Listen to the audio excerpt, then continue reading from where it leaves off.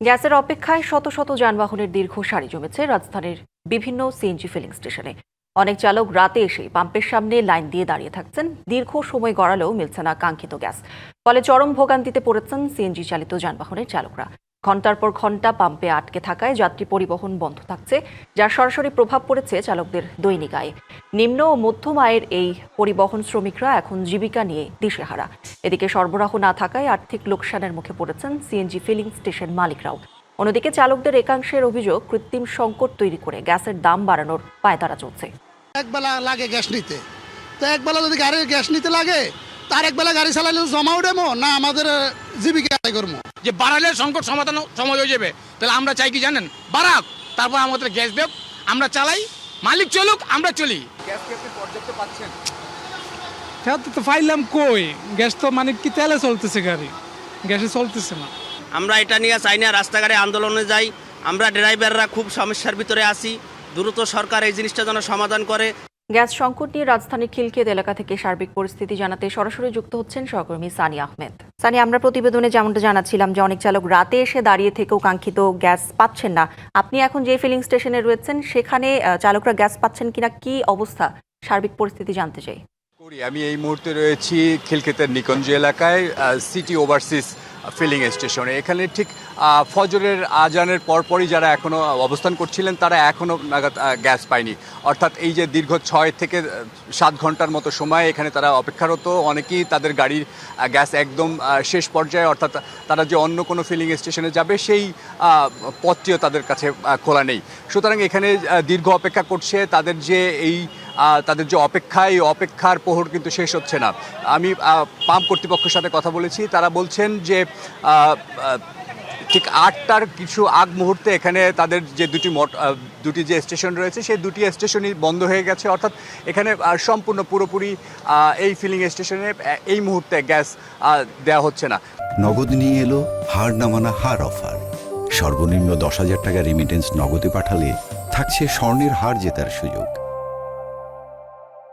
এই মুহূর্তে যদি আমি একজন চালকের সাথে কথা বলি, যিনি কিনা ফজরের ঠিক নামাজের পরেই আসছিলেন, আমাদের সাথে কথা হচ্ছিল, কতক্ষণ ধরে অপেক্ষা করছেন, কী ধরনের দুর্ভোগ পোহাতে হচ্ছে এবং শেষ কখন নাগাদ গ্যাস পেতে পারেন, আপনি কিছু জানতে পেরেছেন? আমাদের এখনো পর্যন্ত নির্দিষ্ট কোনো কিছু টাইম দেয় নাই। আমি মূলত ফজরের নামাজ পড়ে আসছি, আসার পরে দীর্ঘ লাইনে দাঁড়াইছি। মোটামুটি এখন 5-7 জনের পিছনে আছি, কিন্তু বিগত আমার 8 ঘন্টা যাবৎ এখানে দাঁড়ায় থাকতে হয়েছে আর কি। আমি এখনও নাস্তা খাই নাই।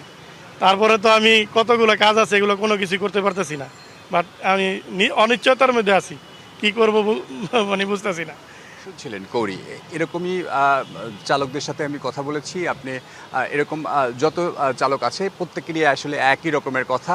আপনি জানেন যে খনিজ সম্পদ মন্ত্রণালয় তারা জানিয়েছে যে 450 থেকে প্রায় 500 মিলিয়ন যে ঘনলিটার যে গ্যাস, সেটি গ্যাসের একদম উত্তোলন করতে পারছে না তাদের যে ত্রুটির কারণে। সেই ত্রুটি কবে নাগাদ শেষ হবে সেই সম্পর্কে আমরা এখনও জানতে পারিনি কৌরি। তবে পরবর্তী সংবাদে আমরা জানাতে পারবো যে কক্সবাজারের যে মহেশখালীর যে এলপিজি যে টার্মিনাল রয়েছে সেই টার্মিনালে কি আপডেট, পরবর্তী সংবাদে আমরা আপনাকে জানিয়ে দিব। ধন্যবাদ আপনাকে। গ্যাস সংকট নিয়ে আরও খবর জানবো। সাভার থেকে সরাসরি যুক্ত হচ্ছেন সহকর্মী শফি মাহমুদ চৌধুরী। শফি, ঢাকায় তো গ্যাসের তীব্র সংকট, আপনি যে ফিলিং স্টেশনে রয়েছেন অর্থাৎ সাভারে আসলে ভোগান্তি কেমন দেখছেন, এ বিষয়ে পাম্প মালিকরা বা কর্তৃপক্ষ কি বলছে, সব মিলিয়ে জানতে চাই। অন্যান্য স্থানে আমরা যে কিছু অনাকাঙ্ক্ষিত ঘটনা দেখতে পেয়েছি সেটি এখন পর্যন্ত কিন্তু আমরা সাভারে দেখিনি। যদিও আজকে সকাল থেকেই যদি বলে যে আমি বিভিন্ন পাম্পে ঘুরে দেখেছি, বেশ কিছু গাড়ির দীর্ঘ সারি রয়েছে এবং এই গ্যাসের স্বল্প চাপের কারণে কিন্তু পর্যাপ্ত পরিমাণ গ্যাস পাচ্ছে না এই গাড়িগুলো। পরিবহন সেক্টরে এটার যে প্রভাব, সেই প্রভাবের কারণে দেখা যাচ্ছে অনেকেই একবেলা হয়তো যারা গাড়ি চালিয়ে জীবিকা অর্জন করেন তাদের ক্ষেত্রে দিনের একটা নির্দিষ্ট সময় নষ্ট হয়ে যাচ্ছে গ্যাস নিতে গিয়ে। আবার স্বল্প চাপ বিরাজ থাকার কারণে কিন্তু এখানে সেই গ্যাস দিয়ে তাদের সারাদিনের যে কার্যক্রম সেটিও চালাতে পারছেন না। পাশাপাশি এটি যেহেতু একটি শিল্প এলাকা, এই অঞ্চলে বিভিন্ন গার্মেন্টস সেক্টরেও কিন্তু এই গ্যাসের স্বল্প চাপের কারণে সেখানেও একটা বিরূপ প্রভাব সৃষ্টি হয়েছে। যদিও কারখানাগুলো বিকল্প পদ্ধতিতে তাদের উৎপাদন কার্যক্রম চালিয়ে যাচ্ছে। তবে এই পদ্ধতিতে উৎপাদন কার্যক্রম চালাতে গেলে কিন্তু তাদের বেশ কিছু বাড়তি খরচ হয়ে যাচ্ছে, যে খরচটি মেটাতে গিয়ে তাদেরকে আসলে ক্ষতির সম্মুখীন হতে হচ্ছে।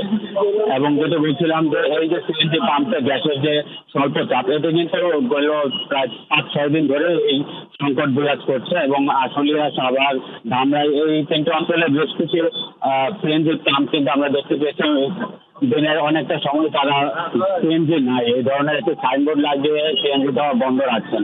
এবং মালিক পক্ষ যেটি বলছেন যে গ্যাসের এই স্বল্প চাপের কারণে প্রায়শই তারা আসলে বিভিন্ন অভিযোগের শিকার হচ্ছেন এবং ব্যবসায়িকভাবেও তারা ক্ষতির সম্মুখীন হচ্ছে।